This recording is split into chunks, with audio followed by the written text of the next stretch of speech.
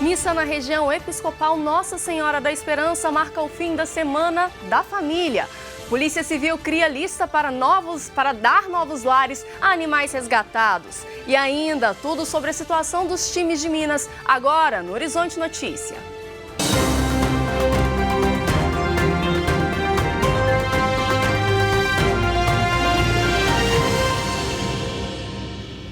Olá!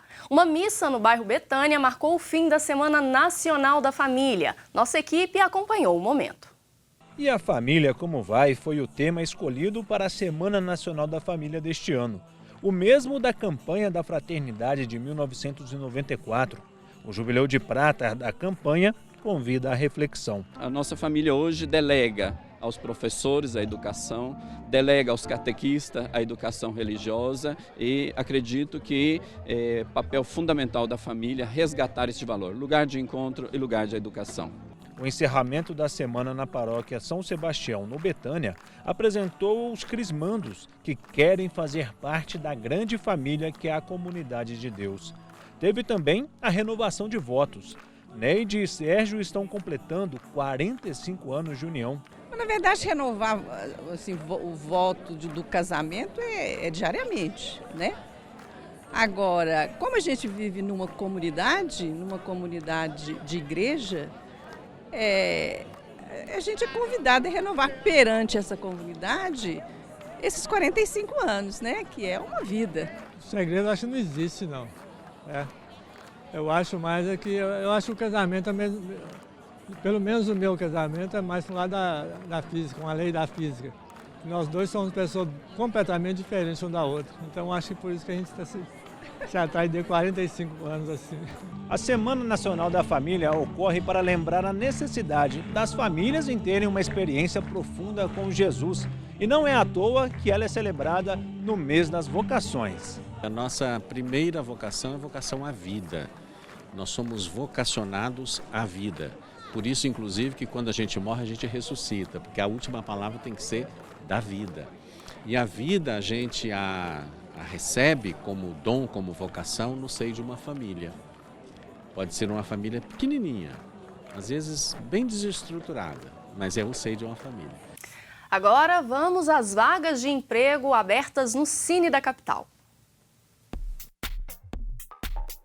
Uma vaga para alinhador de pneus. É necessário ter 6 meses de experiência e ensino fundamental incompleto.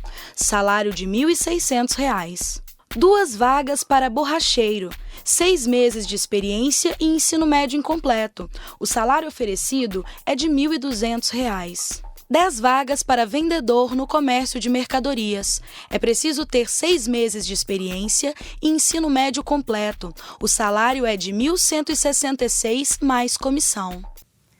O Cine funciona de segunda a sexta-feira, de 8 da manhã às 5 horas da tarde. Informações no site da Prefeitura ou no aplicativo Cine Fácil.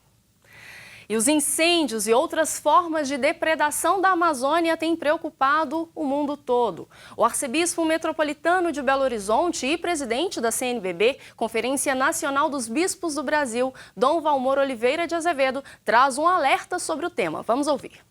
Os absurdos incêndios e outras criminosas depredações requerem agora posicionamentos adequados e providências urgentes. O meio ambiente precisa ser tratado nos parâmetros da ecologia integral, em sintonia com o ensinamento do Papa Francisco na sua carta encíclica Laudato Si sobre o cuidado com a casa comum. Levante a voz pela Amazônia.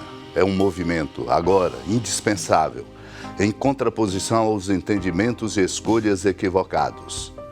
A gravidade da tragédia das queimadas e outras situações irracionais e gananciosas com impactos de grandes proporções, local e planetária, requerem que, construtivamente sensibilizando e corrigindo rumos, se levante a voz. É hora de falar, escolher e agir com equilíbrio e responsabilidade para que todos assumam a nobre missão de proteger a Amazônia, respeitando o meio ambiente, os povos tradicionais, os indígenas, de quem somos irmãos e próximos. Sem assumir esse compromisso, todos sofrerão com perdas irreparáveis. O Sínodo dos Bispos sobre a Amazônia, outubro próximo, em sintonia amorosa e profética com a convocação do Papa Francisco no cumprimento da tarefa missionária e da evangelização, é sinal de esperança e fonte de indicações importantes no dever de preservar a vida a partir do respeito ao meio ambiente. Agora vamos falar sobre esporte. André Cristino já está aqui do meu lado para nos atualizar sobre os times mineiros. André, Cruzeiro estava ali, na boca do gol, literalmente, e deixou a vitória fora de casa escapar. Pois é, bom dia, Vanessa, bom dia a todos. O Cruzeiro fez seu primeiro jogo como visitante na era do Rogério Ceni, né? Saiu na frente do CSA, mas no último minuto, com um gol contra, acabou cedendo um empate. Vamos ver os lances dessa partida. O gol do Cruzeiro foi marcado pelo Fred, aproveitando um rebote depois da cabeçada do Thiago Neves. E aí o Apodi chutou no finalzinho, a bola desviou no pé do Fabrício Bruno e enganou o Fábio.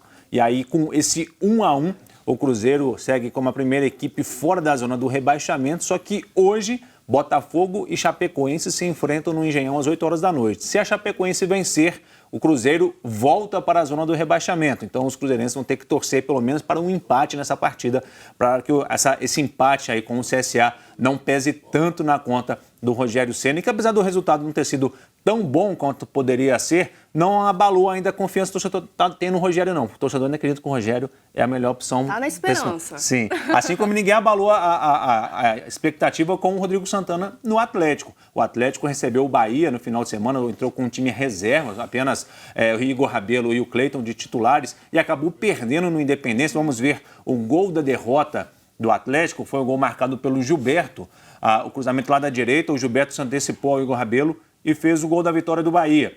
Com esse resultado, o Atlético caiu para a 6ª colocação na tabela do Campeonato Brasileiro, mas o time era reserva porque o Atlético está focado na Sul-Americana. Amanhã, às 9h30 da noite, o Atlético tem o segundo jogo contra o La Equidad. O jogo vai ser lá na Colômbia. O Atlético venceu aqui por 2-1, então joga pelo empate para avançar à semifinal da competição. Vale lembrar que na Sul-Americana tem aquele gol qualificado, né? O gol fora de casa, vale mais. Então, como tomou um gol aqui, se o La Equidad vencer por 1-0, o Atlético está eliminado. Então, o Atlético é importante ele fazer um gol ou então conseguir segurar o empate, porque aí ele consegue avançar na competição. E quem é que pôde comemorar nesse final de semana dos mineiros? O Mequinha. O América, o Coelhão conseguiu vencer, bateu o Guarani por 3-2. O América chegou à 13ª colocação na Série B, deu um salto muito importante. E aí na quarta-feira o América joga contra o São Bento às 7h15 da noite. Vai ser a última partida do primeiro turno. E aí é muito importante essa vitória porque hoje o América está a 2 pontos da zona do rebaixamento e a 9 pontos do G4. Então, se ele vencer e virar o turno fora da zona de rebaixamento, vai ser muito importante. Tem futebol feminino? Tem futebol feminino. O Cruzeiro jogou contra o São Paulo.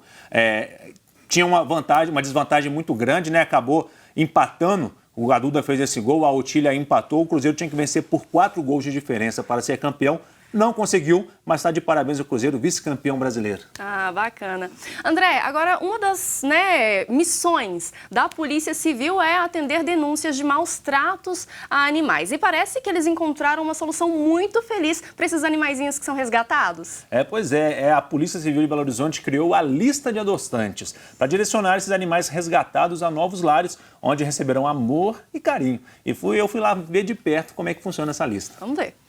Esta Akita é um exemplo de como animais são tratados por algumas pessoas. Ela foi resgatada pela Polícia Civil junto com outros 2 cachorros, todos vítimas de maus tratos. O ambiente era um ambiente insalubre, com muitos entulhos, visivelmente não existia nenhum alimento para eles, a vasilha com água estava vazia. E nós conseguimos a informação de que uma vizinha, inclusive parente da proprietária dos animais, que estava jogando alimentos que não eram ração, porque ela falou que não tinha condições de comprar ração, para conseguir alimentar esses animais, que de fato estavam magros.